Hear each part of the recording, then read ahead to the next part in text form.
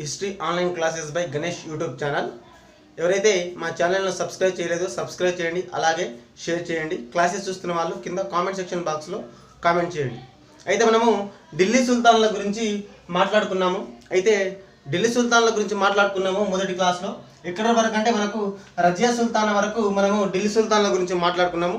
ఇప్పుడు పార్ట్ 2లో భాగంగా మనము రజియా సుల్తాన్ అయిపోయిన తర్వాత అక్కడ దాదాపుగా 25 సంవత్సరాల పాటు అంటే 25 సంవత్సరాల పాటు ఢిల్లీని బలహీన సుల్తాన్లు అంటే బలహీనులు, అసమర్థులు 25 సంవత్సరాల పాటు పరిపాలించడం జరుగుతుంది. వాళ్ళ గురించి చెప్పుకుంటే వాళ్ళు ఎవరంటే ఒకరు వచ్చేసి రజియా సుల్తాన్ల తర్వాత బహరం షా పరిపాలనా కాలం వచ్చేసి 1240 నుంచి 1242 వరకు, క్రీస్తు శకం 1240 నుంచి 42 వరకు బహరం షా. ఇతని తర్వాత పరిపాలించిన వ్యక్తే ముసుద్ షా. ఇతను ముసుద్ షా 1242 నుంచి 1245 వరకు పరిపాలన చేస్తాడు. ఆ తర్వాత ముసుద్ షా తర్వాత వచ్చిన వ్యక్తే నాసిరుద్దీన్ మహమ్మద్. ఇతను నాసిరుద్దీన్ మహమ్మద్ 1245 నుంచి 1266 వరకు ఇతను పరిపాలించడం జరుగుతుంది. ఆ తర్వాత వచ్చిన వ్యక్తే మనకు ఢిల్లీ బానిస వంశం అంటే బానిస వంశంలోనే గొప్పవాడు అయినటువంటి బాల్బన్. ఇతను బాల్బన్ మనకు ఎక్కడి నుంచి అంటే 1266 నుంచి 1286 వరకు ఇతను పరిపాలన చేయడం జరుగుతుంది. ఇప్పుడు మనము చెప్పుకోవాల్సింది ఎవరి గురించి అంటే మనము బాల్బన్ గురించి ఇప్పుడు మాట్లాడుకోవాలి. ఎందుకంటే వీళ్ళు అసమర్థులు, బలహీనులు, వీళ్ళ గురించి మనకు అవసరం లేదు. ఎందుకంటే మనకు అక్కడ చరిత్రకారులు ఇచ్చిన ఏంటిదంటే మనకు బాల్బన్ గురించి మాత్రమే అధికంగా ఇవ్వడం జరుగుతుంది. వీళ్ళ గురించి మనకు అవసరం లేదు. అయితే ఇప్పుడు మనం చెప్పుకోవాల్సింది బానిస వంశంలోనే గొప్పవాడు అయినటువంటి ఎవరు బహావుద్దీన్ గియాజుద్దీన్ బాల్బన్. ఇతని పూర్తి పేరు వచ్చేసి బహావుద్దీన్ గియాజుద్దీన్ బాల్బన్. బానిస వంశంలోనే గొప్పవాడు ఎవరంటే బాల్బన్. 1266 నుంచి 1286 వరకు పరిపాలన చేస్తాడు బహావుద్దీన్ గియాజుద్దీన్ బాల్బన్. Okay right. బానిస వంశంలోనే గొప్ప పరిపాలకుడు, గొప్పవాడు అయినటువంటి బాల్బన్ గురించి మాట్లాడుకుంటే బాల్బన్ మనకు ఇక్కడ చూసుకుంటే ఇక్కడ తుర్కిస్తాన్లో ఇల్బరి తెగకు చెందిన వ్యక్తి. ఇతను చిన్నప్పుడే మంగోలియన్ల చేత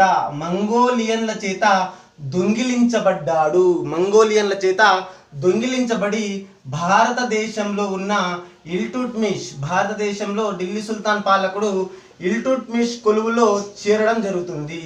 ఇల్టుట్మిష్ కొలువులో చేరి అక్కడ అతను తన యొక్క నీటి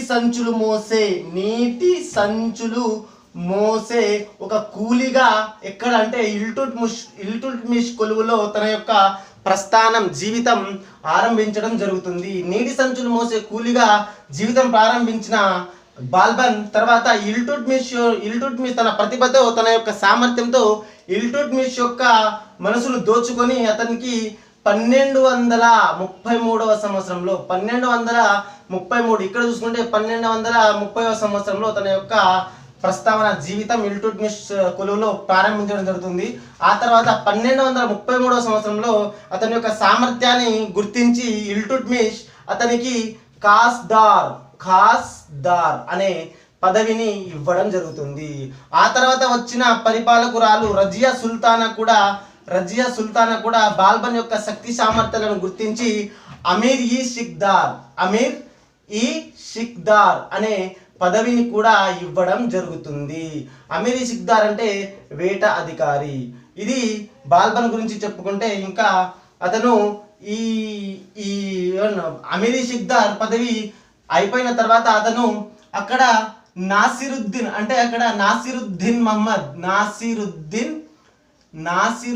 మహమ్మద్ ఎప్పుడైతే తను 1245 నుంచి 66 వరకు పరిపాలన చేస్తాడో ఇతని కాలంలో బాల్బన్ అనే వ్యక్తి సర్వ అధికారాలు అంటే రాజ్యం మొత్తం అతనే నాసిరుద్దీన్ సుల్తాన్గా పనిచేస్తున్న కాలంలో అతను సర్వాధికారాలు చెలాయించడం జరిగింది. ఎందుకు చెలాయించడం జరిగిందంటే నాసిరుద్దీన్కు 60 సంవత్సరాలు, అతను వృద్ధుడు, 60 సంవత్సరాలు కావున ఇతను తన యొక్క ఈ నాసిరుద్దీను ఈ బాల్బన్ యొక్క శక్తి సామర్థ్యాలను గుర్తించి అతనికి వజీర్ పదవి అంటే వజీర్ అంటే ప్రధానమంత్రి పదవిని ఇచ్చి మొత్తం అతనే సర్వాధికారాలు చెలాయించడం జరుగుతుంది. ఆ తర్వాత ఈ నాసిరుద్దీన్ యొక్క కూతురుని కూడా బాల్బన్కు ఇచ్చి వివాహం చేయడం జరుగుతుంది.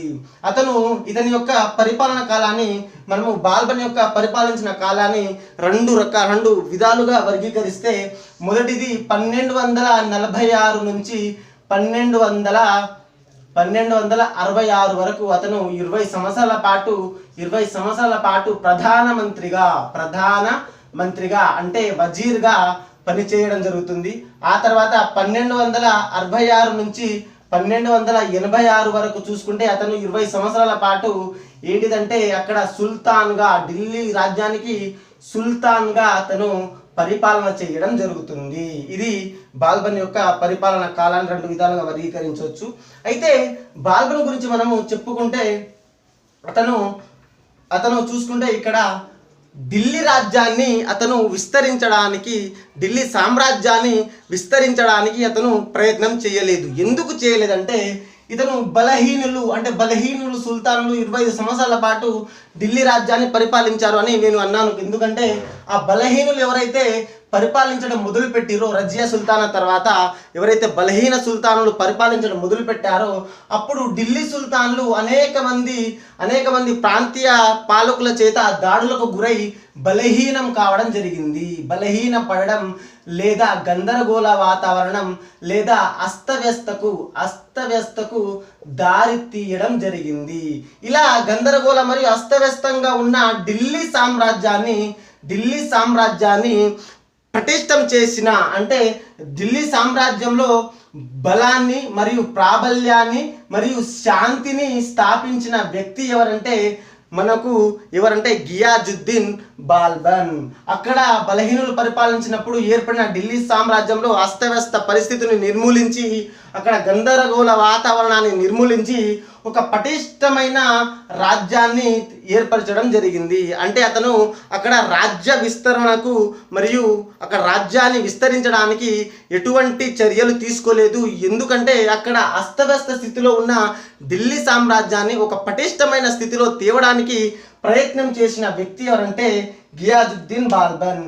ఇతని మనము మధ్యయుగ భారతదేశ ఉక్కు మనిషి అని కూడా పిలవడం జరుగుతుంది. మధ్యయుగ భారతదేశ ఉక్కు మనిషి అని కూడా ఇతనికి బిరుదు ఉంది.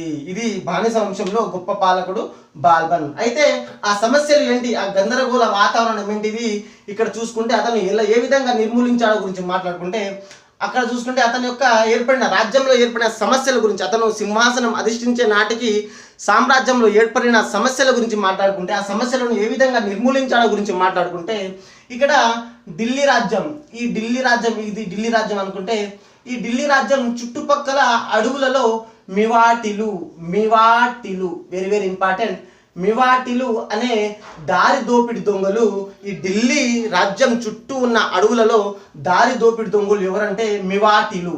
ఈ మివాటిలు ఆ దారి దోపిడి అంటే ఆ దారి గుండా వెళ్ళే ప్రజలపైన అక్కడ దాడి చేసి వాళ్ళ దగ్గర ధనాన్ని మరియు ఆభరణాలను దోచుకొని అక్కడ భయోత్పాతాన్ని ఒక భయంకరమైన పరిస్థితిని వాళ్ళు ఏర్పరచడం జరిగింది. ఇలా ఏర్పరిచిన మివాటిలను నిర్మూలించడానికి బాల్బన్ తన యొక్క సైన్యాలను పంపి ఆ ఢిల్లీ చుట్టుపక్కల ఉన్న అడవులలో ఈ మివాటిలు అనే దారి దోపిడి దొంగలను నిర్మూలించడం జరిగింది. ఆ తర్వాత రెండవ సమస్య గురించి మాట్లాడుకుంటే ఇక్కడ చూసుకుంటే ఇక్కడ బెంగాల్ రాష్ట్ర పాలకుడు ఎప్పుడైతే ఢిల్లీ సింహాసనాన్ని బాల్బన్ అధిష్ఠించిండో బెంగాల్ ప్రాంతానికి గవర్నర్గా ఉన్న తుగ్రిల్ ఖాన్ ఎవరు అంటే తుగ్రిల్ ఖాన్. ఈ తుగ్రిల్ ఖాను మన ఈ ఢిల్లీ సామ్రాజ్యానికి వ్యతిరేకంగా బెంగాల్ రాజ్యాన్ని స్వాతంత్రాన్ని ప్రకటించుకొని పరిపాలించడం జరుగుతుంది. ఇలా పరిపాలిస్తున్న తుగ్రిల్ ఖాన్ను ఈ బాల్బన్ తన యొక్క సైన్యం చేత మరియు తన వెంట తన యొక్క కొడుకు అయిన బుగ్రా ఖాన్ను కూడా తీసుకుని వచ్చి ఈ తుగ్రిల్ ఖాన్ను ఓడించి అతన్ని చంపి తన యొక్క తలను నరికి ఎక్కడ అంటే నదిలో వేయడం జరిగింది. నదిలో వేసి బెంగాల్ను రక్షించడం జరిగింది. ఆ తర్వాత చూసుకుంటే అతను వాయువ్య సరిహద్దు అంటే ఇక్కడ ఢిల్లీ సుల్తాన్ రాజ్యం చూసుకుంటే ఇక్కడ వాయువ్య ప్రాంతము. ఈ వాయువ్య ప్రాంతం అనేది మనకు విదేశీ దాడులకు అత్యధికంగా ప్రవేశించడానికి సులువైన మార్గంగా ఏర్పడింది. అంటే ఆ ఢిల్లీ సుల్తాన్ల ప్రాంతంలో అధికంగా ఇక్కడ చైనాను ఏలుతున్న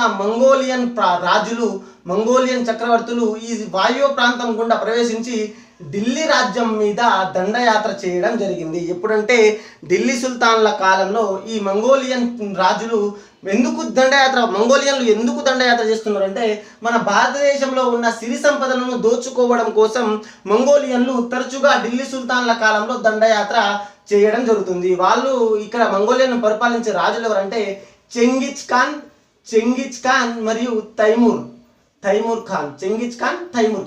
ఓకేనా. అప్పుడు ఈ మంగోలియన్లు దండయాత్ర చేసి ఢిల్లీ రాజ్యాన్ని ఒక అస్తవ్యస్త స్థితికి తీసుకురావడం జరుగుతుంది. కావున ఇక్కడ వాయువ్య ప్రాంతంలో కోటలను మరియు దుర్గాలను మరియు గోడలను నిర్మించి అక్కడ అదనపు సైన్యాన్ని ఒక బలమైన సైన్యాన్ని అక్కడ ఏర్పరచడం జరిగింది. అదనపు సైన్యాన్ని నియమించడం జరిగింది. ఎవరు? బాల్బన్. ఇక్కడ వాయువ్య సరిహద్దు ప్రాంతాలలో మంగోలియన్లు ప్రవేశించకుండా. ఓకే. అయితే ఇతను ఎక్కడ అంటే అతను బహరంషా మరియు ముసూద్ షా పరిపాలిస్తున్న కాలంలో ఇతను మంగోలియన్ దాడులను కూడా నివారించడం జరిగింది. ఆ మంగోలియన్ దాడులను నివారించిన ఫలితంగా ఈ బహరంషా కాలంలో జరిగిన మంగోలియన్ దాడిని నివారించిన ఫలితంగా ఈ బహరంషా ఎవరికి? బాల్బన్కు రేవరి అనే ప్రాంతాన్ని జాగిరుగా ఇవ్వడం జరిగింది.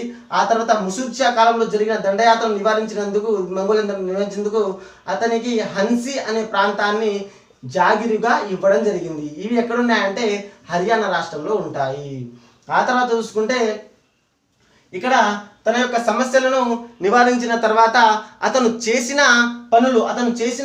పనులు ఈ సంస్కరణల గురించి మనము మాట్లాడుకుంటే అతను చేసిన సంస్కరణల గురించి బాల్బన్ యొక్క సంస్కరణల గురించి మనము మాట్లాడుకుంటే సంస్కరణలు అనేది చాలా ఇంపార్టెంట్. అవి ఎగ్జామ్ పాయింట్ ఆఫ్ వ్యూలో చాలా అడగడం జరుగుతుంది. కావున అతని యొక్క సంస్కరణల గురించి మాట్లాడుకుంటే అతను చేసిన సంస్కరణలో ముఖ్యమైనది చిహల్గని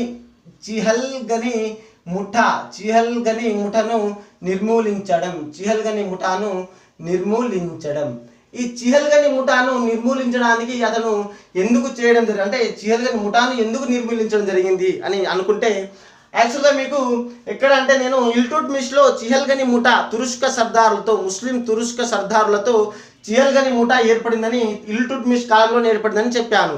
దాంట్లో మనకు ప్రముఖమైన పాత్ర పోషించిన వ్యక్తి బాల్బన్.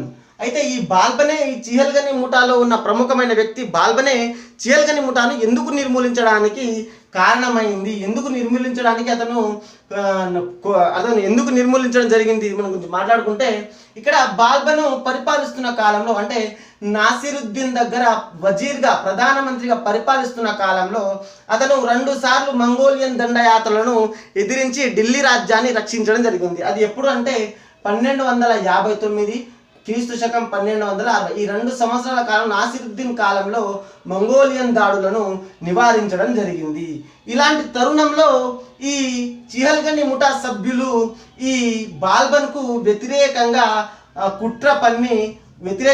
కుట్రలు చేసి ఆ నాసిరుద్దీన్ దగ్గర అతని యొక్క విశ్వాసాన్ని నాసిరుద్దీన్ దగ్గర ఉన్న నమ్మకాన్ని కోల్పోయేటట్లు ఈ చిహల్గని ముఠా బాల్బన్కు కుట్ర పన్ని చిహల్గని ముఠా చేయడం జరిగింది. విశ్వాసాన్ని కోల్పోయేటట్లుగా కుట్ర పన్నడం జరిగింది.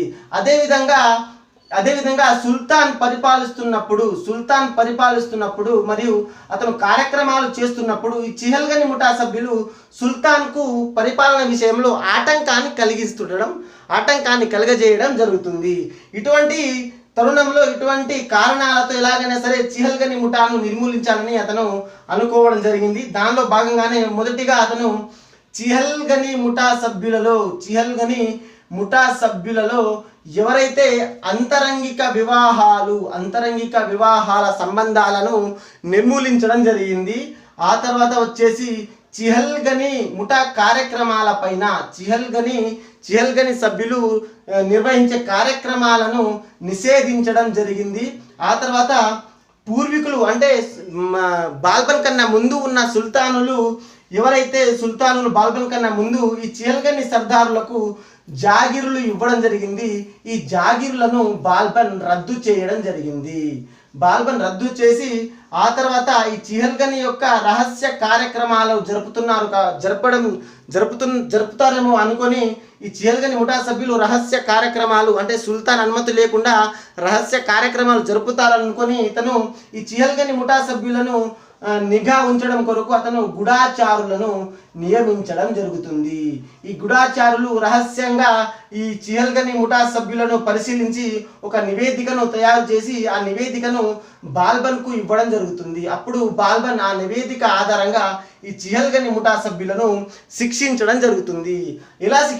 ఎవరెవరిని శిక్షించారు ఇక్కడ చూసుకుంటే, ఇక్కడ ఆ చిహల్గని ముఠా సభ్యుల్లో అయిన అమీర్ ఖాన్, చిహల్గని ముఠా సభ్యులు వీళ్ళు చిహల్గని తురుష్క ముస్లిం సర్దారులు చిహల్గని ముఠా సభ్యులు అమీర్ ఖాన్, ఆ తర్వాత షేర్ ఖాన్, ఆ తర్వాత వచ్చేసి మాలిక్ బక్ మొదలగు సర్దారులను ఇతను హత్య అంటే ఇతను వీళ్ళను చంపివేయడం జరిగింది, హత్య చేయడం జరిగింది.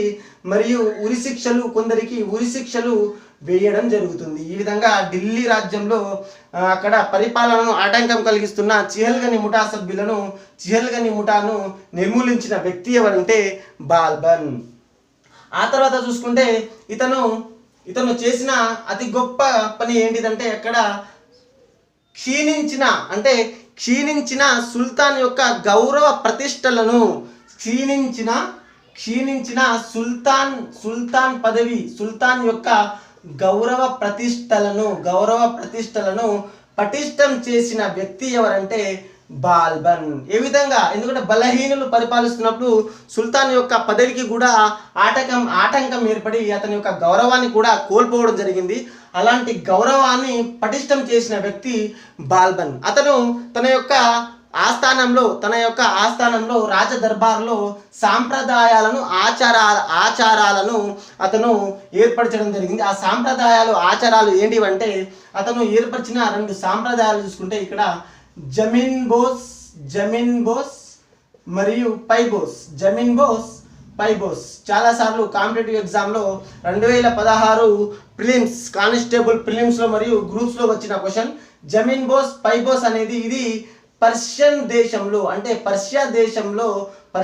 దేశంలో ఉన్న ఇది ఒక ఏంటిదంటే ఆస్థానం అంటే రాజదర్బారు పద్ధతి, అంటే రాజదర్బార్లో ఉన్న ఇది ఒక సాంప్రదాయ విధానం.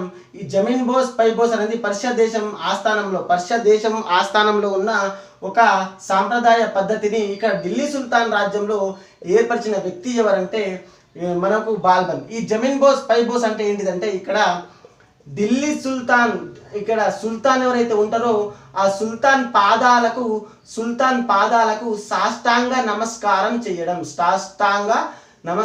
చేయడం లేదా అక్కడ సుల్తాన్ సింహాసనాన్ని లేదా సుల్తాన్ పాదాలకు ముద్దు పెట్టుకోవడం, ఈ 2 పద్ధతులను ప్రవేశపెట్టిన వ్యక్తి బాల్బన్, జమీన్ బోస్ పైబోస్. ఆ తర్వాత అతను చక్రవర్తి దైవాంశ సంభూతుడు అంటే చక్రవర్తి దేవునితో సమానం అని అతను అక్కడ ఢిల్లీ సుల్తాన్ల కాలంలో అతను అనుకోవడం జరిగింది. ఆ తర్వాత వచ్చేసి అతను నియాబత్ ఈ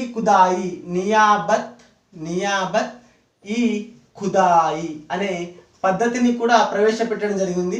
ఈ నియాబత్ ఈ ఖుదాయి అంటే ఏంటిదంటే, రాజు భూమండలంపై దేవునికి ప్రతినిధి మరియు దేవుని యొక్క నీడ అని దీని యొక్క అర్థం. నియాబత్ ఖుదాయి అనేది ఎక్కడ అంటే రాజు భూమండలంపై దేవుని ప్రతినిధి మరియు దేవుని యొక్క నీడ అని అక్కడ ఢిల్లీ సుల్తాన్ల ఆస్థానంలో ప్రవేశపెట్టిన వ్యక్తి ఎవరంటే బాల్బన్.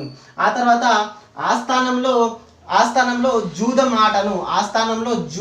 ఆటను మరియు మత్తు పదార్థాలను మరియు మద్యం సేవించడాన్ని నిషేధించడం జరిగింది. ఆ తర్వాత వచ్చేసి అతను ఎల్లప్పుడూ రాజ దుస్తువులతో కనిపించడం జరిగింది. ఎల్లప్పుడూ రాజ దుస్తులను మాత్రమే అతను ధరించేవాడు. అతను ప్రజలను కన్న బిడ్డల్లాగా మరియు అక్కడ ప్రజల యొక్క అభివృద్ధికి సంక్షేమానికి పాటుపడడం జరిగింది. అదేవిధంగా ప్రజలు కూడా సుల్తాన్ పట్ల గౌరవంతో మెలగాలని అతను బోధించడం జరిగింది. ఆ తర్వాత చూసుకుంటే ఇతను క్రమశిక్షణ కలిగిన భారీ సైన్యాన్ని ఏర్పరచడం జరిగింది. రాజ్య సంరక్షణకు క్రమశిక్షణ కలిగిన సైన్యాన్ని ఏర్పరచడం జరిగింది. ఆ తర్వాత వాయువ్య సరిహద్దులో కూడా అతను సైన్యాన్ని పటిష్టం చేయడం జరిగింది. ఆ తర్వాత అతను కోటలను కూడా మరమ్మత్తు చేయడం జరిగింది. అక్కడ కోటలను మరమ్మత్తు చేయడం జరిగింది మరియు రాజ్య సంరక్షణ కొరకు కోటలను దుర్గాలను నిర్మించడం జరిగింది. ఇక్కడ చూసుకుంటే ఇక్కడ విదేశీ దండయాత్ర చూసుకుంటే బాల్బన్ ఎప్పుడైతే పరిపాలిస్తున్న కాలంలో ఇక్కడ మంగోలియన్ల యొక్క దండయాత్రలు అనేవి అధికం కావడం జరిగింది. ఈ మంగోలియన్ దండయాత్రలు అధికం కావడం వల్ల అతను వాయువ్య సరిహద్దు ప్రాంతాలు ఏంటివంటే ఇక్కడ చూసుకుంటే ముల్తాన్, ఆ తర్వాత సమానా, ఆ తర్వాత దీపాల్పూర్. ఈ దీపాల్పూర్ మరియు సమానా ఇవి వాయువ్య సరిహద్దు, అంటే ఈ వాయువ్య సరిహద్దు వెంబడి ఉన్న ప్రాంతాలు.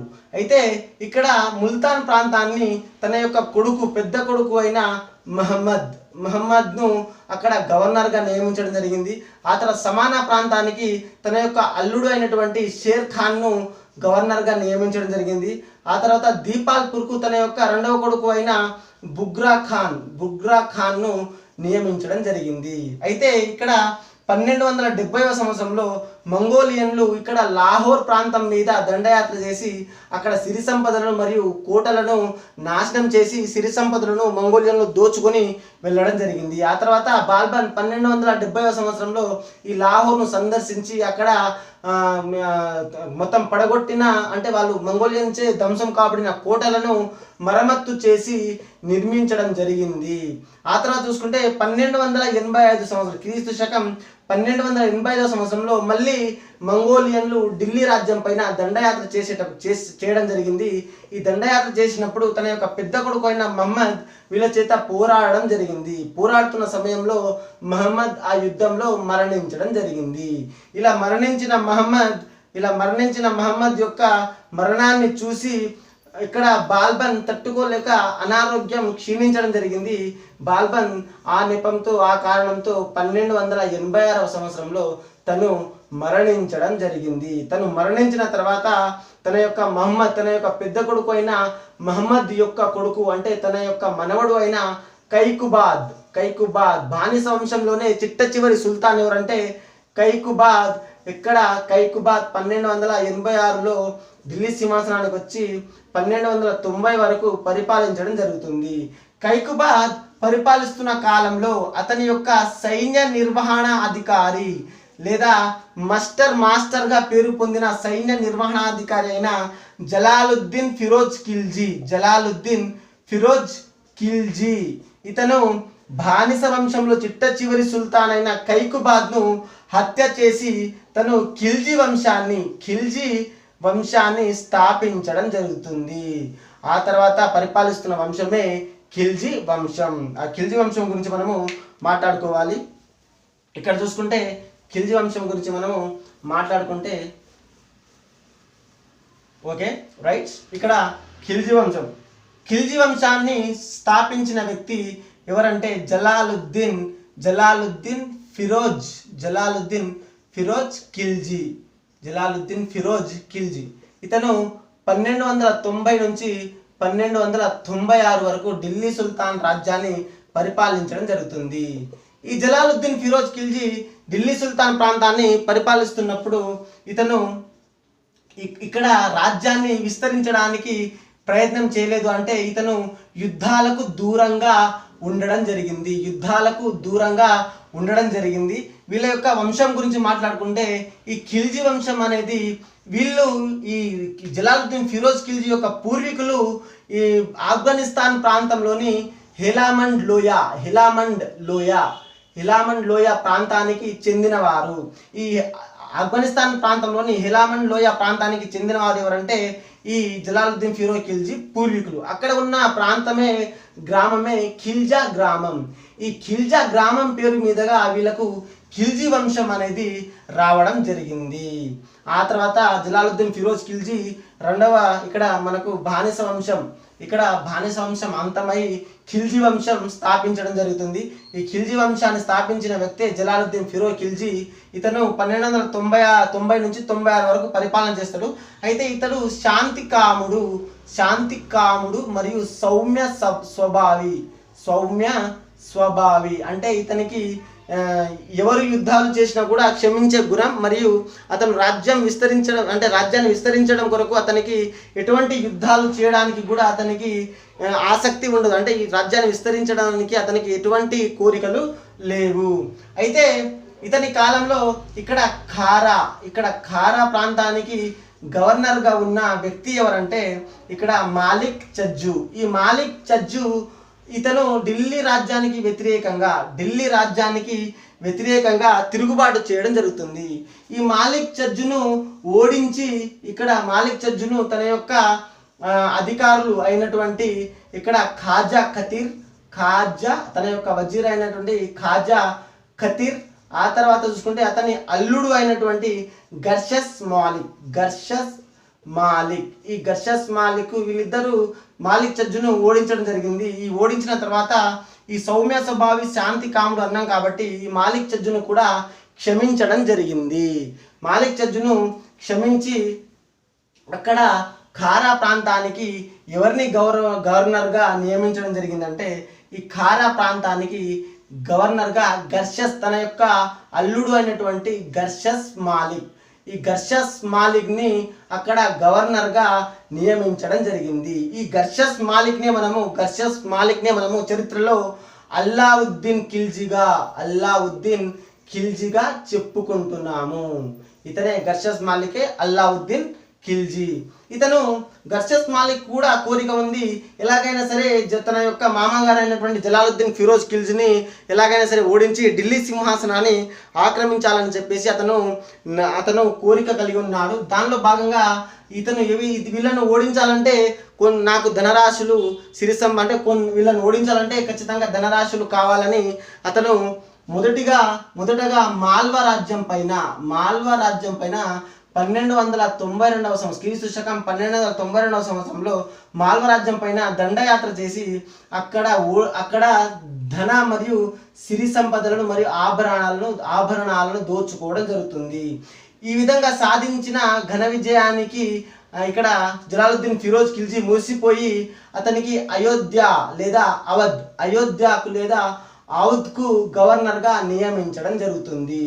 ఆ తర్వాత ఈ ధనం ఇంకా సరిపోదని చెప్పేసి అతను 1294 సంవత్సరంలో ఇక్కడ మహారాష్ట్ర ప్రాంతంలో ఉన్న దేవగిరి రాజ్యం మీద దండయాత్ర చేయడం జరుగుతుంది. దేవగిరి రాజ్యం పైన దండయాత్ర చేసి అక్కడ సిరి సంపదలను దోచుకొని ఇక్కడికి ఢిల్లీకి రావడం జరుగుతుంది. సిరి సంపదను దోచుకొని ఇక్కడ వచ్చిన అల్లావుద్దీన్ ఖిల్జీ యొక్క ఘనతను అతని యొక్క సాధించిన విజయాన్ని ఇక్కడ గౌరవించడానికి అతని యొక్క సాధించిన ఘన విజయానికి గౌరవించడానికి ఎవరంటే జలాలుద్దీన్ ఫిరోజ్ ఖిల్జీ ఖారా ప్రాంతానికి రావడం జరుగుతుంది. ఈ ఖారా ప్రాంతానికి వచ్చిన జలాలుద్దీన్ ఫిరోజ్ ఖిల్జీని ఇక్కడ అల్లావుద్దీన్ ఖిల్జీ అతన్ని కుట్ర పన్ని అతను చంపివేయడం జరుగుతుంది. తన మామను చంపివేయడం జరుగుతుంది. ఆ తర్వాత వచ్చిన వ్యక్తి మనకు ఖిల్జీ వంశంలోనే గొప్ప పాలకుడు, మధ్యయుగ భారతదేశంలోనే ఒక అగ్రణిత అంటే ఖ్యాతి చెందిన వ్యక్తి ఎవరంటే మనకు అల్లావుద్దీన్ ఖిల్జీ. నెక్స్ట్ వచ్చిన వాడే అల్లావుద్దీన్ ఖిల్జీ, రైట్. అల్లావుద్దీన్ ఖిల్జీ ఓకే, అల్లావుద్దీన్ ఖిల్జీ యొక్క పరిపాలన చూసుకుంటే 1296 నుంచి 1316 వరకు అతను ఖిల్జీ వంశంలో గొప్ప పాలకుడైనటువంటి అల్లావుద్దీన్ ఖిల్జీ ఢిల్లీ సుల్తాన్ రాజ్యాన్ని పరిపాలించడం జరుగుతుంది. ఓకే, అల్లావుద్దీన్ ఖిల్జీకి మరొక పేరు ఏంటిదంటే గర్షస్ మాలిక్. ఓకే, ఈ గర్షస్ మాలిక్ బిరుదులు ఏంటిదంటే ఇక్కడ చూసుకుంటే సికిందర్ ఇసామి అంటే భారతదేశపు రెండవ అలెగ్జాండర్. ఈ బిరుదు ఎందుకు రావడం జరిగిందంటే అతను ప్రపంచ విజేత కావాలనుకుని ఒక భారీ సైన్యాన్ని పోషించడం జరుగుతుంది. అందుకే భారతదేశపు రెండవ అలెగ్జాండర్గా ఎవరిని అంటామంటే అల్లావుద్దీన్ ఖిల్జీని. ఆ తర్వాత మరొక బిరుదు ఏంటిదంటే యామిన్ ఉద్ దౌలా ఏంటిదంటే ఇస్లాం సామ్రాజ్యానికి కుడి భుజం. ఓకే, ఇది అల్లావుద్దీన్ ఖిల్జీ యొక్క బిరుదులు. ఓకే, అల్లావుద్దీన్ యొక్క ఖిల్జీ వంశంలోనే గొప్పవాడు అంటున్నాం కాబట్టి అతనే మనకు ఢిల్లీ సుల్తాన్ల సామ్రాజ్య నిర్మాత ఎవరు అంటే అల్లావుద్దీన్ ఖిల్జీ. ఓకే, అతను సామ్రాజ్య నిర్మాత ఏ విధంగా అయ్యారు అని గురించి మాట్లాడుకుంటే ఈ అల్లావుద్దీన్ కాలంలోనే మొట్టమొదటిసారిగా ఢిల్లీ సుల్తాన్ రాజ్యం దక్షిణ భారతదేశం వరకు ఢిల్లీ సుల్తాన్ల రాజ్యం అల్లావుద్దీన్ ఖిల్జీ పరిపాలన కాలంలోనే మొట్టమొదటిసారిగా అక్కడ దక్షిణ భారతదేశం వరకు విస్తరించడం జరిగింది. అయితే ఇక్కడ మనము జలాలుద్దీన్ ఫిరోజ్ ఖిల్జీ కాలంలో మొట్టమొదటిసారిగా దక్షిణ భారతదేశంపై దాడులు ప్రారంభించడం జరిగింది. ఎప్పుడైతే దక్షిణ భారతదేశంపై మీద ఢిల్లీ సుల్తాన్లు దాడులు ఎప్పుడు ప్రారంభించడం అంటే ఎప్పుడు శ్రీకారం చుట్టడం జరిగిందంటే జలాలుద్దీన్ ఫిరోజ్ ఖిల్జీ కాలంలో.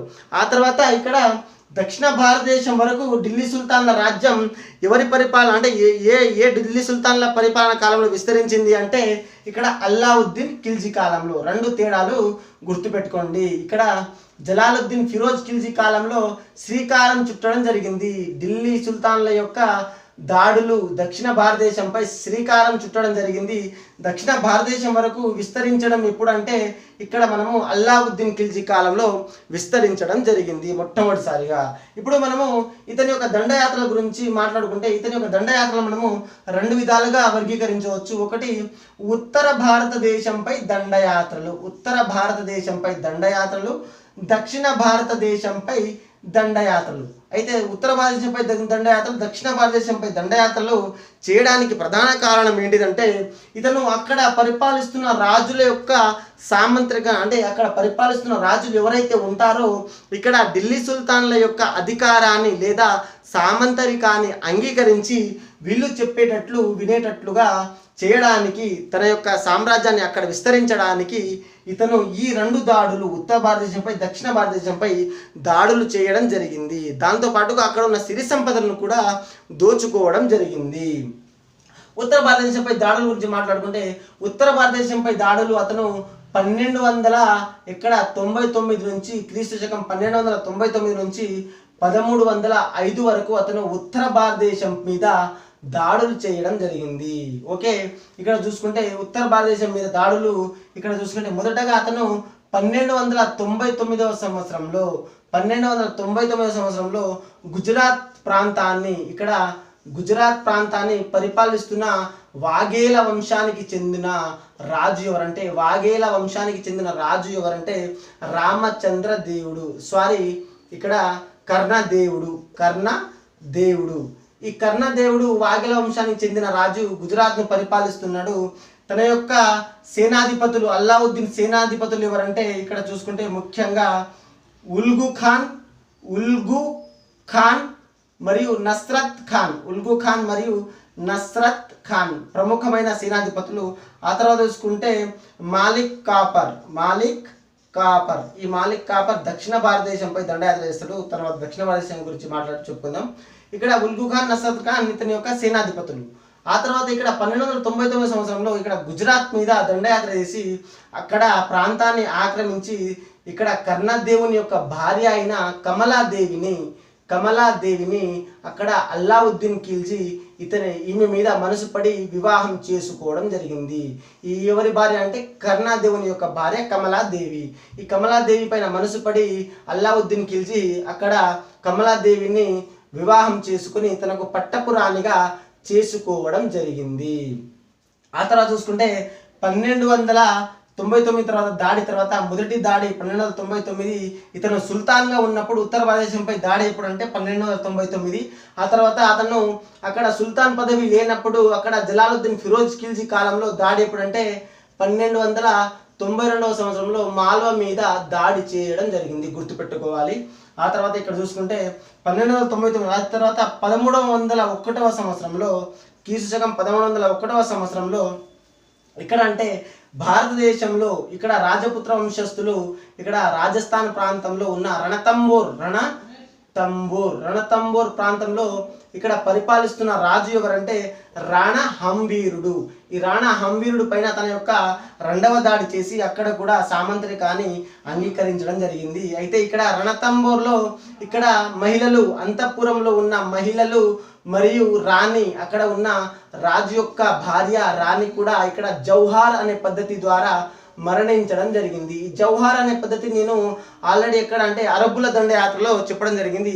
ఇక్కడ జౌహార్ అంటే ఏంటిదంటే ఎప్పుడైతే అక్కడ అంతఃపురంలో ఉన్న రాణికి కానీ మహిళలకు ఎప్పుడైతే శత్రు సేనాల ద్వారా ప్రమాదం ఏర్పడినప్పుడు అక్కడ ఉన్న మహిళలు మరియు అక్కడ రాణి ఒక అగ్నిగుండంలో దూకి మరణించే విధానాన్ని, చనిపోయే విధానాన్ని జౌహార్ అనే పద్ధతి అనడం జరుగుతుంది. మొదటగా అల్లావుద్దీన్ ఖిల్జీ కాలంలో ఎప్పుడైతే ఇక్కడ రణతంబోర్ ప్రాంతంలో 1301 సంవత్సరంలో అక్కడ రణతంబోర్ ప్రాంతంలో ఉన్న రాజపుత్ర వంశస్థులు రణతంబోర్ ప్రాంతంలో ఇక్కడ జౌహార్ అనే పద్ధతి ద్వారా అక్కడ అంతఃపురంలో ఉన్న రాణి మరియు మహిళలు జౌహార్ అనే పద్ధతి ద్వారా మరణించడం జరుగుతుంది. ఇక్కడ రణతంబోర్ ప్రాంతాన్ని పరిపాలిస్తున్న రాణా హంవీరుడు చౌహాన్ వంశానికి చెందిన వ్యక్తి.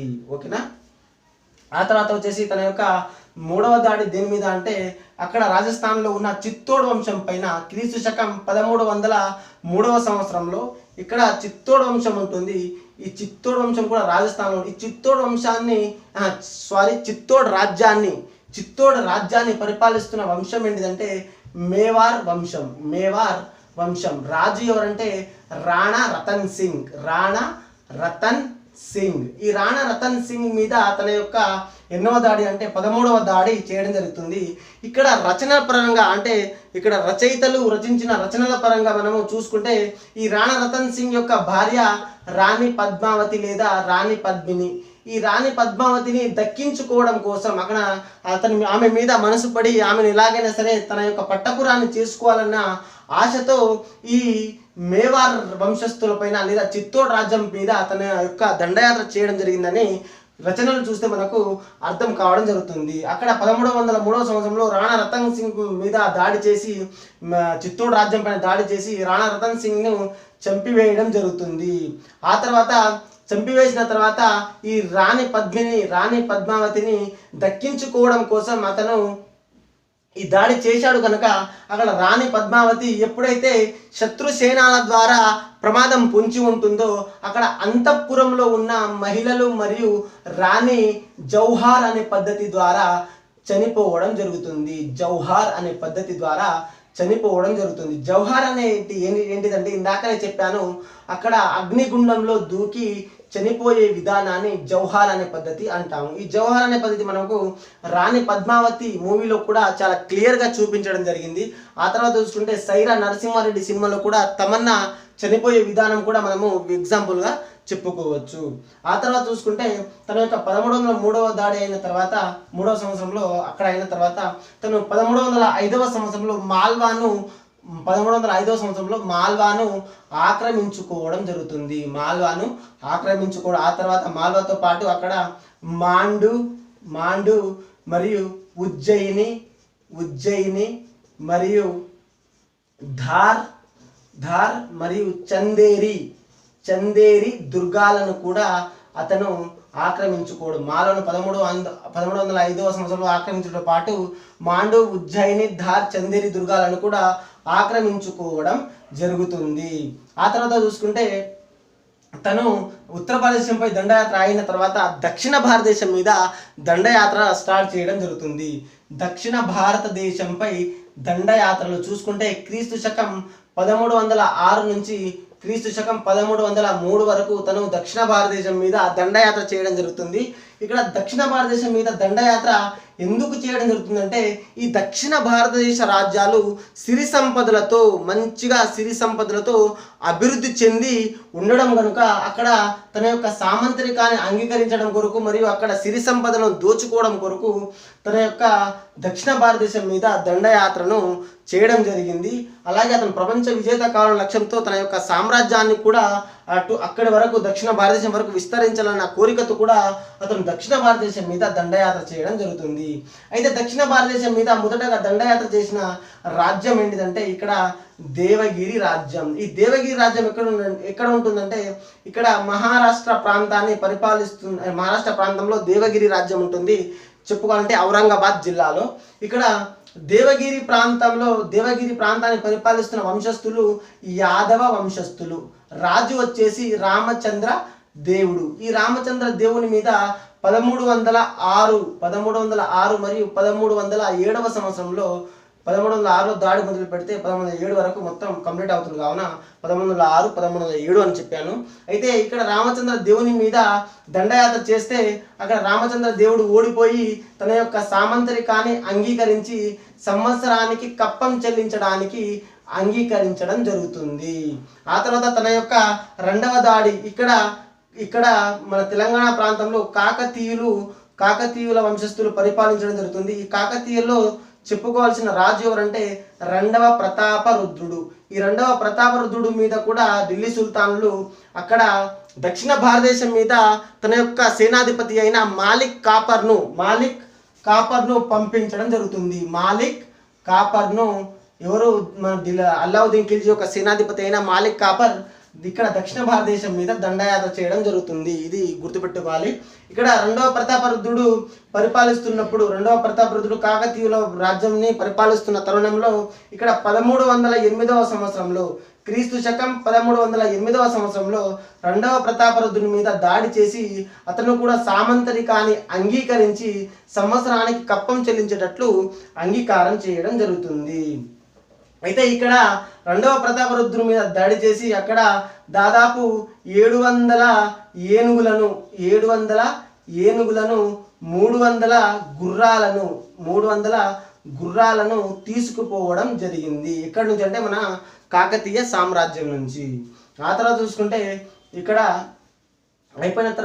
కాకతీయ అయిపోయిన తర్వాత తన యొక్క మూడవ దాడి దేనిపై చేస్తారంటే ఇక్కడ నేటి కర్ణాటక ప్రాంతంలో పరిపాలిస్తున్న వంశం ఏంటిదంటే ఇక్కడ ఆనాటి కాలంలో కర్ణాటక ప్రాంతానికి చెందిన ఇక్కడ హోయాసా వంశం అంటే ద్వార సముద్రాన్ని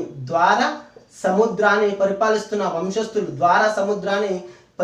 వంశస్థులు ఎవరంటే హోయాసాల వంశం. ఈ హోయాసాల వంశస్థులలో ప్రముఖమైన వ్యక్తి మూడవ వీర భల్లాలుడు. ఇతని పైన తన యొక్క దండయాత్ర చేసి ఇప్పుడంటే కీర్తి శకం 1310 సంవత్సరంలో దండయాత్ర చేస్తే ఇతను కూడా సామంతరికాన్ని అంగీకరించి కప్పం చెల్లించడానికి ఒప్పుకుంటాడు. ఆ తర్వాత వచ్చేసి అతను 1312 సంవత్సరంలో ఒక స్టోరీ దొరుకుతుంది. అదేంటిదంటే మనం ఇందాకనే దేవగిరి రాజ్యాన్ని పరిపాలిస్తున్న వ్యక్తి రామచంద్ర దేవుడు అతను ఎప్పుడైతే మరణించడం జరుగుతుందో తర్వాత అతని యొక్క కొడుకు శంకర దేవుడు రావడం జరుగుతుంది. ఈ శంకర దేవుడు 1312 సంవత్సరంలో ఈ ఢిల్లీ సుల్తాన్ల అంటే అల్లావుద్దీన్ ఖిల్జీతో ఏర్పరచుకున్న సామంతరికాన్ని ధిక్కరించడం అంటే వ్యతిరేకించి అతను కప్పం చెల్లించడానికి నిరాకరించడం జరుగుతుంది. అప్పుడు ఇక్కడ అల్లావుద్దీన్ ఖిల్జీ ఈ దేవగిరి రాజ్యం మీద శంకర దేవుడిని ఓడించి చంపివేసి దేవగిరి రాజ్యాన్ని ఢిల్లీ సుల్తాన్ రాజ్యంలో కలిపివేయడం జరుగుతుంది. ఆ తర్వాత 1313 సంవత్సరంలో అక్కడ పాండ్య వంశస్థులు దక్షిణ భారతదేశంలో ఇక్కడ మధురాను కేంద్రంగా చేసుకొని పరిపాలించడం జరుగుతుంది. అక్కడ పాండ్యులను ఎలాగైనా సరే ఓడించాలని అనుకున్నా అక్కడ ఈ పాండ్యులలో సుందర పాండ్యుడు వీరపాండ్యుడి మధ్య సింహాసనం కొరకు తగాదాలు ఏర్పడడం, అంటే అక్కడ అంతర్యుద్ధాలు జరుగుతుండడం జరుగుతుంది. అంతర్యుద్ధాలను ఆసరాగా తీసుకున్న అల్లావుద్దీన్ ఖిల్జీ ఈ వీరపాండ్యుడు ఎక్కడ అంటే ఈ సుందర పాండ్యుడు ఈ అంతర్గత తగాదాలను ఆసరాగా తీసుకొని అల్లావుద్దీన్ ఖిల్జీని ఈ వీరపాండ్యుడి మీద దండయాత్ర చేయడానికి ఆహ్వానించడం జరుగుతుంది. అక్కడ ఆహ్వానించిన తర్వాత అక్కడ కూడా వీరపాండ్యుడు ఓడి సామంతరికాన్ని అంగీకరించి అప్పుడు తన ఢిల్లీ సుల్తాన్ల యొక్క రాజ్యం దక్షిణ భారతదేశం వరకు విస్తరించడం జరుగుతుంది. 1312వ సంవత్సరం నాటికి అల్లావుద్దీన్ ఖిల్జీ యొక్క సామ్రాజ్యం ఎక్కడి వరకు విస్తరించి ఉంటుందంటే ఇక్కడ చూసుకుంటే 1312వ నాటికి ఢిల్లీ సుల్తాన్ల యొక్క రాజ్యం అంటే అల్లావుద్దీన్ ఖిల్జీ తన యొక్క సామ్రాజ్యాన్ని ఎక్కడి వరకు విస్తరించడం జరుగుతుందంటే ఇక్కడ మ్యాప్ పరంగా చూసుకుంటే ఇక్కడ ఉత్తరాన ముల్తాన్ మరియు లాహోర్ ప్రాంతం, ఇది నార్త్. ఉత్తరాన ముల్తాన్ మరియు లాహోర్ ప్రాంతం నుంచి దక్షిణాన ద్వార సముద్రం వరకు ఇక్కడ ద్వీపకల్ప ప్రాంతంగా చూసుకుంటే మధుర వరకు 1312 నాటికి ఢిల్లీ సుల్తాన్ల యొక్క రాజ్యం అల్లావుద్దీన్ ఖిల్జీ ఈ విధంగా విస్తరించడం జరుగుతుంది. ఆ తర్వాత మనము ఇక్కడ తూర్పు ప్రాంతంలో చూసుకుంటే ఇక్కడ సోనార్ఘర్ అనే ప్రాంతం నుంచి ఇక్కడ పశ్చిమంగా చూసుకుంటే గుజరాత్ మరియు థట్టా, అక్కడనే ఉన్న థట్టా ప్రాంతం వరకు 1312 నాటికి ఇక్కడ నార్త్ ముల్తాన్ ప్రాంతం నుంచి లాహోర్ నుంచి ఇక్కడ ద్వార సముద్రం, ద్వీపకల్పంగా చూసుకుంటే మధుర వరకు, ఆ తర్వాత ఇక్కడ తూర్పున చూసుకుంటే సోనార్ఘర్, ఇక్కడ పశ్చిమంగా చూసుకుంటే గుజరాత్ థట్టా వరకు ఢిల్లీ సుల్తాన్ల సామ్రాజ్యం విస్తరించబడి ఉంటుంది. ఇది అల్లావుద్దీన్ ఖిల్జీ యొక్క పరిపాలన విశేషాలు. ఇప్పుడు అతని యొక్క సంస్కరణల గురించి మాట్లాడుకుందాం. అల్లావుద్దీన్ ఖిల్జీ యొక్క సంస్కరణలు. అయితే అల్లావుద్దీన్ ఖిల్జీ ముఖ్యంగా మనకు 2 సంస్కరణలు చేయడం జరిగింది. ఢిల్లీ సుల్తాన్ల కాలంలోని ఆ సంస్కరణలు చాలా ఫేమస్. ఆ సంస్కరణలు ఏంటివంటే ఇతని సంస్కరణల గురించి మాట్లాడుకుంటే అది మొదటిది సైనిక సంస్కరణలు, ఆ తర్వాత సైనిక సంస్కరణ తర్వాత మార్కెట్ సంస్కరణలు, దీన్నే ఆర్థిక సంస్కరణలు కూడా అనొచ్చు. దీనిలో మనం సైనిక సంస్కరణల గురించి మాట్లాడుకుంటే అతను అల్లావుద్దీన్ ఖిల్జీ దగ్గర ఉన్న సైన్యం ఎంత అంటే 4,75,000. ఈ 4,75,000 సైన్యాన్ని కలిగిన మన అల్లావుద్దీన్ ఖిల్జీ ఈ సైన్యాన్ని ఏ విధంగా మెయింటైన్ చేయాలి దాని గురించి చూసుకుంటే అతను దాగ్ అనే పద్ధతిని ఇంట్రడ్యూస్ చేయడం జరిగింది. దాగ్ అనే పద్ధతిని అంటే ఢిల్లీ సుల్తాన్ల సైనిక సంస్కరణలో భాగంగా అతను దాగ్ అనే పద్ధతిని ప్రారంభించడం జరిగింది. అసలు ఏంటిది దాగ్ అంటే ఇక్కడ దాగ్ గురించి మాట్లాడుకుంటే అక్కడ ఎవరైతే తన రాజ్యంలో ఉన్న గుర్రాలకు మరియు సామంతులు సరఫరా చేసే గుర్రాలకు రాజముద్ర అంటే సుల్తాన్ ఒక రాజముద్రను ఆ గుర్రాల మీద ఒక ముద్రను వేయడం జరుగుతుంది. ఆ ముద్ర ద్వారా మనకు ఏంటిది లాభం అంటే ఎవరైతే నాసిరకం గుర్రాలను ఆ రాజ్యంలో ప్రవేశించాలని అంటే ప్రవేశపెట్టడానికి చూస్తారో ఆ నాసిరకం గుర్రాలను నివారించడం కొరకు మరియు అక్కడ గుర్రాలను ఎవరైతే దొంగిలించి అమ్మి వేస్తుంటారో అమ్మి వేస్తూ ఉంటారో ఈ అమ్మి వేయడానికి కూడా ఈ ముద్రల ద్వారా నివారించవచ్చు అని చెప్పేసి అతను దాగ్ అనే పద్ధతిని ఇంట్రొడ్యూస్ చేయడం జరిగింది. ఈ తర్వాత దాగ్ తర్వాత అతను హులియా అనే పద్ధతిని ఇంట్రడ్యూస్ చేయడం జరిగింది. అసలు ఏంటిది హులియా అంటే ఈ హులియాలో అక్కడ అల్లావుద్దీన్ ఖిల్జీ పోషిస్తున్న సైనికుల యొక్క వివరాలను ఈ హులియా అనే రికార్డులో మెయింటైన్ చేయాలి. ఎవరైతే అక్కడ సైనికులు ఉంటారో అతని యొక్క బయోడేటా మొత్తం ఈ హులియా అనే రికార్డులో ఉండడం జరుగుతుంది. ఎందుకు ఈ హులియా రికార్డును మెయింటైన్ చేస్తారంటే ఈ హులియా రికార్డును మెయింటైన్ చేయడానికి కారణం ఏంటిదంటే అక్కడ సైనికులు అనాధికారంగా అంటే సుల్తాన్ల యొక్క పర్మిషన్ లేకుండా ఆ సైన్యాన్ని విడిచి వెళ్ళిపోయే వీలు లేకుండా చేయడానికి హులియా అనే రికార్డును మెయింటైన్ చేయడానికి అతను ప్రవేశపెట్టడం, హులియా అనే రికార్డును ప్రవేశపెట్టడం జరిగింది. ఆ తర్వాత చూసుకుంటే అతను సైనికులకు జాగీరులు ఇచ్చే పద్ధతిని రద్దు చేసి సైనికులకు ఇచ్చే జాగీరులను ఇచ్చే పద్ధతిని రద్దు చేసి అతను సైనికులకు జీతాలు ఇచ్చే పద్ధతిని ప్రవేశపెట్టడం జరిగింది. జీతాలు ఇచ్చే పద్ధతిని ప్రవేశపెట్టడం జరిగింది. ఆ తర్వాత చూసుకుంటే అతను సైన్యానికి, పటిష్టమైన సైన్యానికి, అంటే తను ప్రపంచ విజేత కావాలన్న లక్ష్యంతో భారీ సైన్యాన్ని పోషించడం జరిగింది. ఇది అతని యొక్క సైనిక సంస్కరణలు. ఇప్పుడు ఆర్థిక సంస్కరణల గురించి మాట్లాడుకుంటే, అంటే మార్కెట్ సంస్కరణల గురించి మాట్లాడుకుంటే, ఆర్థిక సంస్కరణలు వెరీ వెరీ ఇంపార్టెంట్. ఇతను ఆర్థిక సంస్కరణలు మనం చెప్పుకోవాల్సింది మార్కెట్ సంస్కరణలు. ఈ మార్కెట్ సంస్కరణల గురించి మనం మాట్లాడుకుంటే, అతను ప్రపంచ విజేత కావాలన్న లక్ష్యంతో అతను భారీ సైన్యాన్ని పోషించడం జరిగింది. ఈ భారీ సైన్యాన్ని పోషిస్తున్నప్పుడు ఆ సైన్యానికి చెల్లించవలసిన జీతాలు కూడా చెల్లించాలంటే ఇవ్వాలి. అలాంటప్పుడు రాజ్యం మీద ఎక్కువ భారం పడుతుంది. కావున అతను సైన్యానికి 234 టంకాలు, సైన్యానికి అంటే ప్రతి సైనికుడికి 234 టంకాలు జీతంగా ఇవ్వడం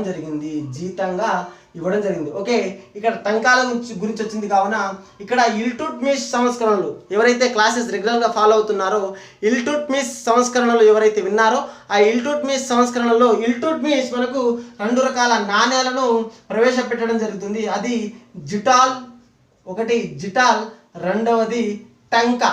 ఈ జిటాల్ టంకా ఏంటిదంటే, జిటాల్ అనేది రాగి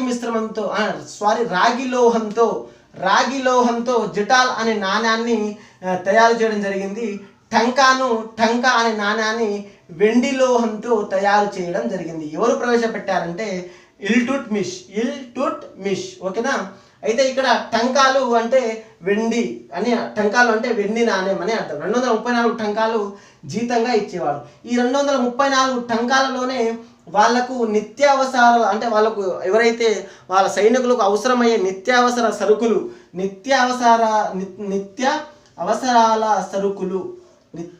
అవసరాల సరుకులు మరియు ఇతర వస్తువులను ఈ 234 టంకాలలోనే వచ్చేలా అతను మార్కెట్ సంస్కరణను ప్రవేశపెట్టడం జరిగింది.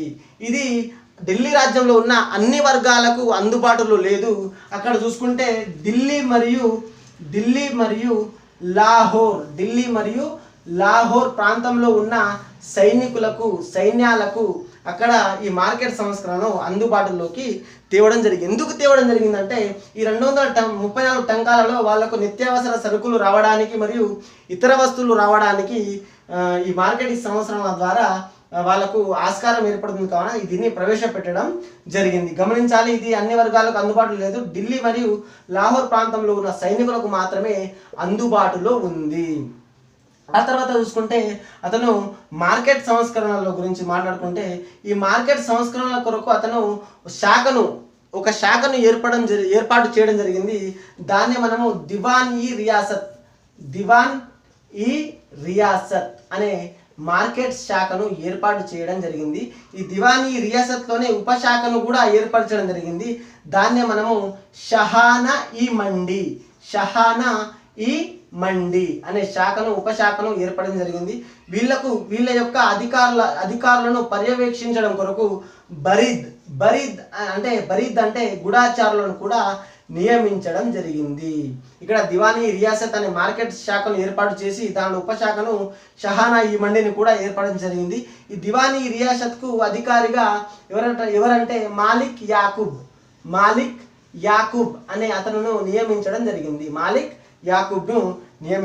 వీళ్ళ యొక్క పని ఏంటిదంటే, అక్కడ నిత్యావసర సరుకుల యొక్క ధరలను మరియు మార్కెట్ సంస్కరణలను, అంటే నిత్యావసర సరుకుల ధరలను నియంత్రించడం కొరకు ఈ మార్కెట్ శాఖ అనేది పనిచేస్తూ ఉంటుంది. ఇది మార్కెట్ సంస్కరణల గురించి మాట్లాడుకోవాలి. ఆ తర్వాత దీంట్లోనే భాగంగా మనము చెప్పుకుంటే, అతను ఢిల్లీలో సరామ్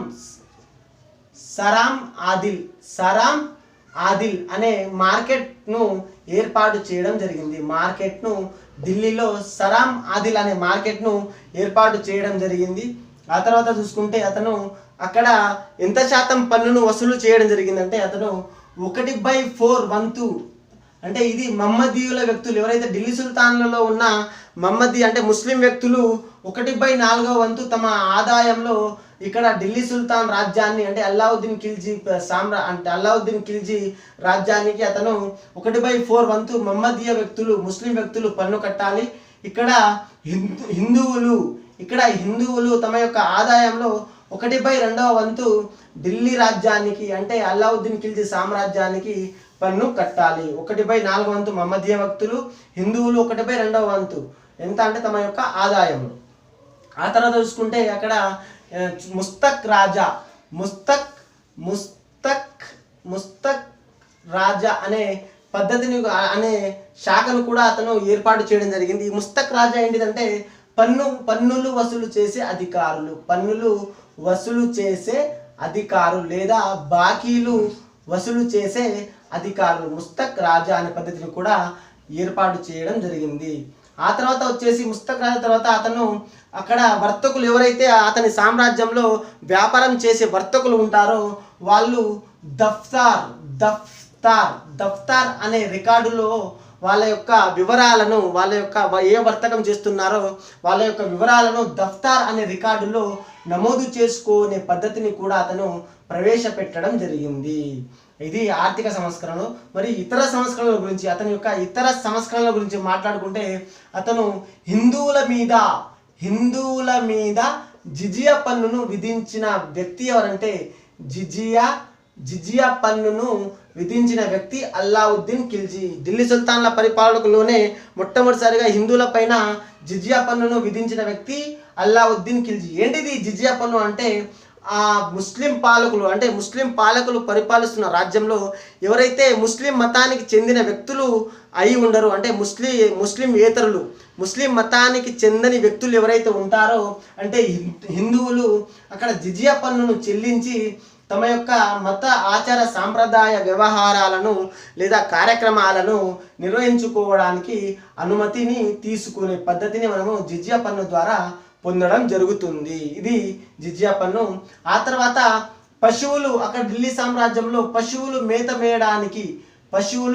మేత మేయడానికి అతను చరాయి గడ్డి మీద పన్ను చరాయి అనే పన్నును కూడా విధించడం జరిగింది. చరాయి పన్ను. ఈ చరాయి పన్ను ఏంటిదంటే పశు పోషకులు ఎవరైతే పశువులను గడ్డి మీద అంటే అక్కడ గడ్డి ప్రాంతంలో పశువులను మేయడానికి అంటే గడ్డిని మేయడానికి అతను చరాయి అనే పన్నును విధించడం జరిగింది. ఈ చరాయిని మనము ఇక్కడ గడ్డి పన్ను అని కూడా అనడం జరుగుతుంది. ఆ తర్వాత వచ్చేసి అతను గర్హీ పన్ను అంటే ఇంటి మీద పన్ను. ఎవరైతే అక్కడ ఇళ్లను ఉండి నివాసం ఉంటున్నారో వాళ్ళు ఇళ్ల మీద గర్హీ పన్నును కట్టాలి అంటే ఇంటి పన్నును కట్టాలి. ఇది అతని యొక్క సంస్కరణలో. మరియు అతను అక్కడ మద్యం సేవన మరియు మత్తు పదార్థాల విక్రయాన్ని కూడా అంటే అక్కడ నిర్మూలించడం జరిగింది. మత్తు పదార్థాలను నిర్మించడం జరిగింది. మరియు సైనికులకు జాగీర్లను రద్దు చేసి జీతాలను ఇచ్చే పద్ధతిని ప్రవేశపెట్టడం జరిగింది. ఆ తర్వాత అతను వెరీ వెరీ ఇంపార్టెంట్ అతను పరిపాలనలో అంటే సుల్తాన్ పరిపాలనలో జోక్యం అంటే ఈ ఉలేమాలు లేదా ఖలీఫాలు వీళ్ళు అక్కడ ఢిల్లీ సుల్తాన్ల యొక్క పరిపాలన వ్యవహారాలలో జోక్యం చేస్తూ ఉంటారు. ఎప్పుడంటే అల్లావుద్దీన్ ఖిల్జీ ఎప్పుడైతే మనకు అక్కడ ఢిల్లీ సుల్తాన్ రాజ్యాన్ని ఎప్పుడైతే సింహాసనం అధిష్ఠించాడో ఈ ఉలేమాలు మరియు లేదా ఖలీఫాల యొక్క పరిపాలనలో జోక్యం చేసుకునే హక్కును నిషేధించడం అంటే వాళ్ళ యొక్క హక్కును నిషేధించడం జరిగింది. ఈ ఖలీఫాలు లేదా ఉలేమాలు అక్కడ పరిపాలన వ్యవహారాలలో జోక్యం చేసుకునే హక్కును నిషేధించిన వ్యక్తి ఎవరంటే అల్లావుద్దీన్ ఖిల్జీ. ఇది వెరీ వెరీ ఇంపార్టెంట్. ఆ తర్వాత చూసుకుంటే అతను చరాయి మరియు గడ్డి మైదాన పన్నును కూడా చరాయి లేదా మరియు గర్హీ పన్నును కూడా విధించడం జరుగుతుంది. ఇది ఢిల్లీ సుల్తాన్లలో అల్లావుద్దీన్ ఖిల్జీ యొక్క చేసిన సంస్కరణలు.